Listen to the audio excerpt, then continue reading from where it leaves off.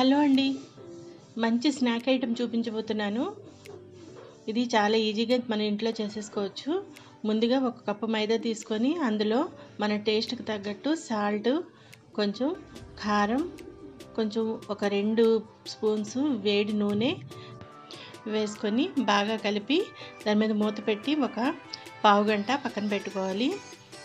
తర్వాత దాన్ని ఒక 4 పార్ట్స్‌లా చేసుకొని చిన్న చిన్న ఉండల్లాగా 4 చేసుకొని చిన్న చిన్న చపాతీలు 4 చేసుకోవాలి. చేసుకొని ఒక్కొక్క దాని మీద నూనె అప్లై చేస్తూ దాని మీద ఇంకొకటి పెట్టుకొని ఇలాగ 4 లేయర్స్ పెట్టుకొని దాన్ని మళ్ళీ చపాతీ కర్రతో మళ్ళీ కొంచెం పెద్దదిగా ఒత్తుకొని ఈ విధంగా వీడియోలో చూపిస్తున్న విధంగా దాన్ని ఈ షేప్స్ కట్ చేసుకోవాలి.